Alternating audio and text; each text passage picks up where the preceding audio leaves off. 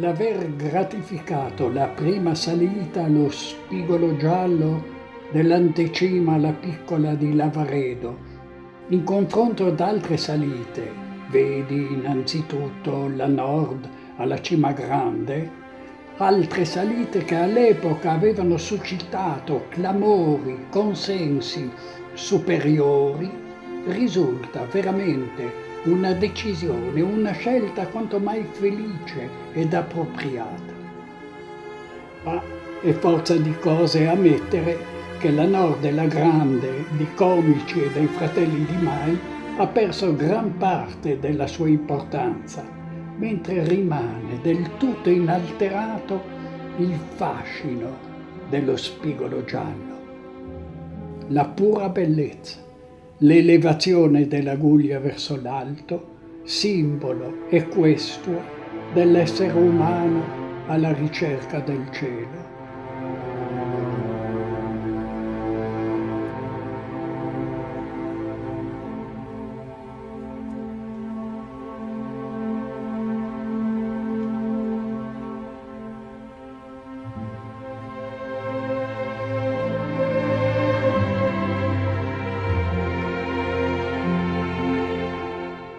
Mi sembra giusto cominciare con la descrizione dello Spigolo Giallo riportate da due dei protagonisti della prima salita. La terza, Mary Varale, come era del resto il suo costume, non ha lasciato nessun ricordo scritto dell'ascensione. Impressionante addirittura la visione riportata da Renato Zanutti. Quando lo spigolo appare, sostiamo per un ultimo sguardo. I nostri occhi si partono dal basamento, seguono la via ideale di salita progettata.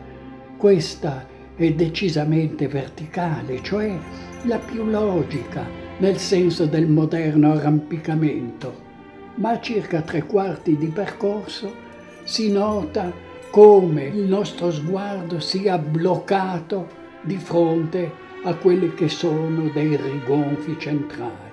Come potremo proseguire da quel punto se tutto è un susseguirsi di strapiombi? Ma l'alpinista non cede, non vuole cedere a queste impressioni negative, per cui, data anche l'assoluta fiducia, o meglio, la fede totale nel capo Cortata, Emilio Comici, Zanutti esclama: ma la via è già incisa nei nostri cuori e noi faremo tutto il possibile per seguire fino a lassù l'itinerario alla cima. L'attacco si presenta sotto forma di un diedro, naturalmente subito verticale. Emilio si lega a 2 corde, tasta la roccia, parte, si innalza, lo vediamo procedere con mosse franche e sicure, non disgiunte da quella sua caratteristica eleganza che nasconde lo sforzo fisico, così intenso dell'arrampicata, in tratti di grandi difficoltà.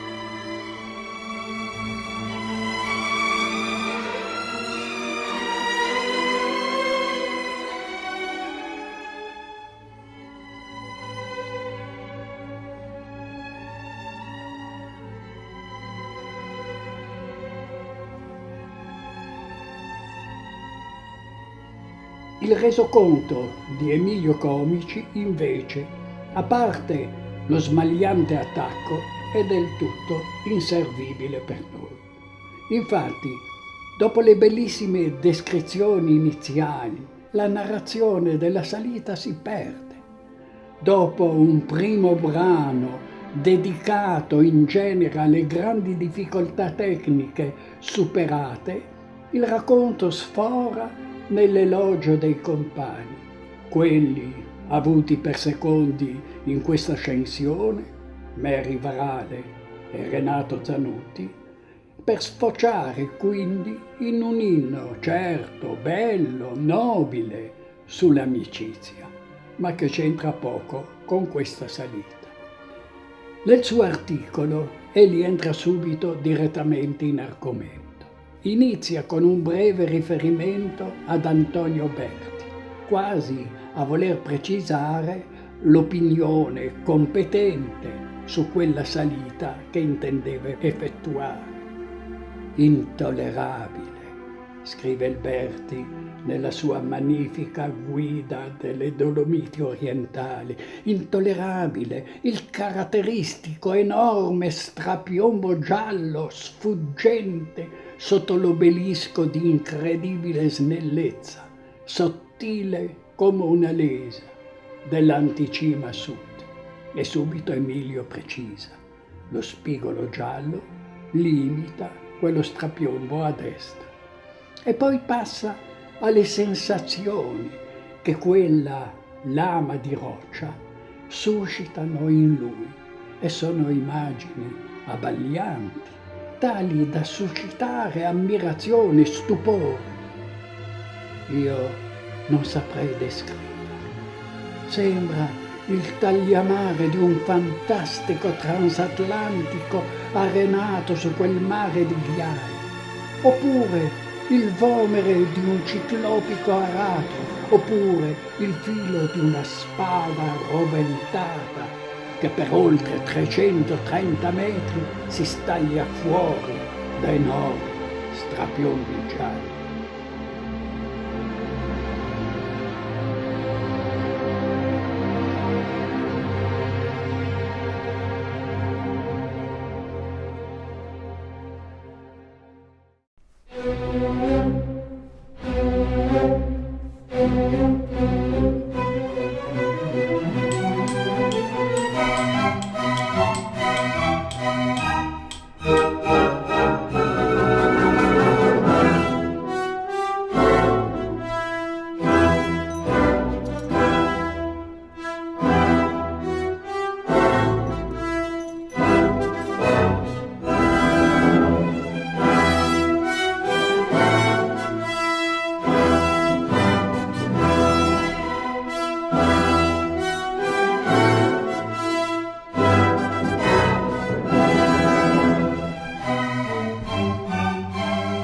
Con essi, cioè con Mary Varale e Renato Zanutti, ho superato lo spigolo giallo, compiendo l'arrampicata più aerea che si possa immaginare, perché lo spigolo è veramente affilato come un tagliamare, un aratro, una spada, e continuamente strapiomba, e il vuoto incombe non solo sotto l'arrampicatore, ma a destra, a sinistra, e lo sguardo non si riposa più sulle rocce, ma continuamente si perde nell'aria.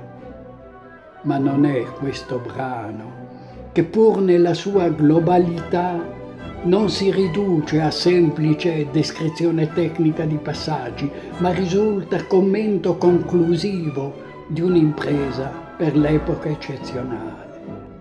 Non è questo brano, ripeto, a qualificare ad un livello oltre ogni limiti di tempo e di spazio la prima ascensione dello spigolo giallo, ma sono le righe precedenti con cui si può dire Emilio affida alla storia l'impresa compiuta.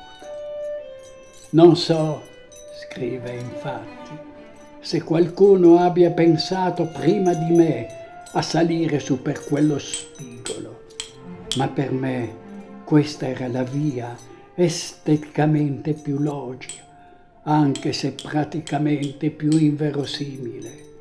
Ma già altre volte ho detto che in noi alpinisti il sentimento dell'arte è superiore a qualsiasi considerazione di praticità e di convenienza.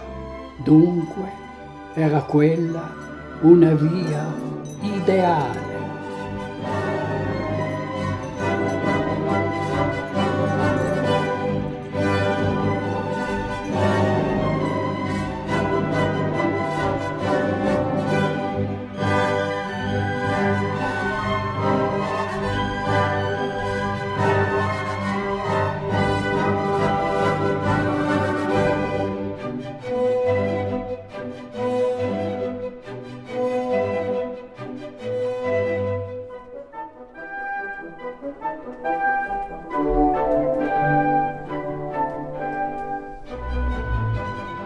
Effettuando la prima lo spigolo giallo, Comici coi suoi compagni era conscio di attuare un'impresa che andava al di là del puro concetto alpinistico.